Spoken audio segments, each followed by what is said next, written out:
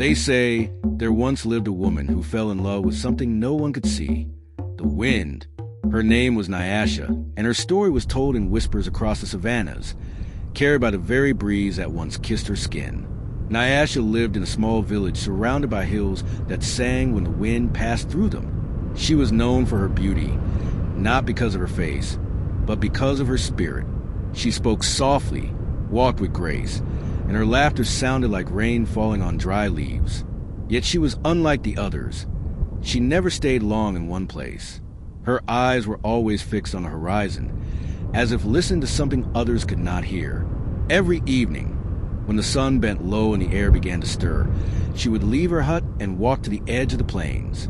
There she would lift her hands to the sky and whisper, "I hear you."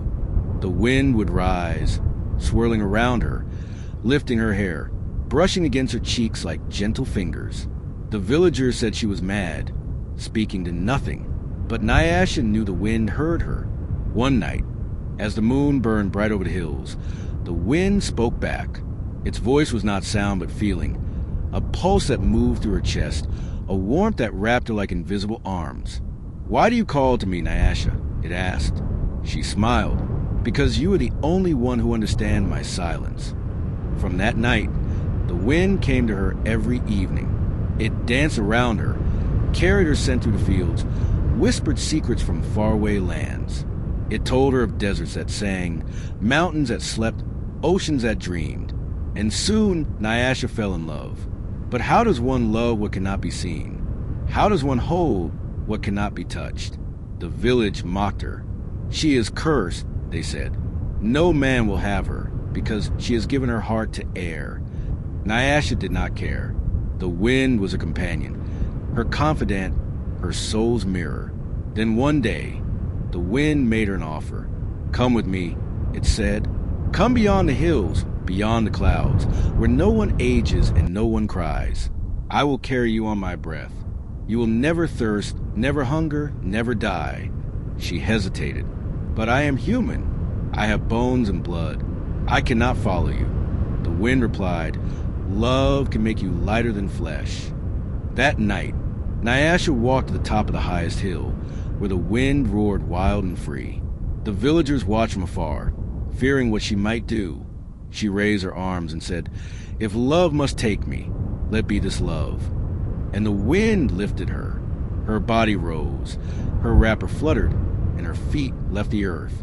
The people screamed, but she was not afraid. She laughed, the sound echoing through the valley, and in a spiral of light and air, she vanished. For 3 days, the wind did not blow. The air hung still and heavy, as if mourning. Then, on the 4th morning, a soft breeze returned. It carried the scent of Nyasha's perfume, wild honey and hibiscus, and a whisper, "I am not gone. I have become what I loved." From that day, the villagers noticed something strange. When they spoke kindly, a gentle wind cooled their faces. When they quarreled, harsh gusts swept through their homes. And sometimes, when someone wept alone, the wind would brush away their tears. They began to call her the wife of the wind, the spirit who watched over hearts that dared to love beyond reason. Centuries later, the story of Nyasha still floats across Africa.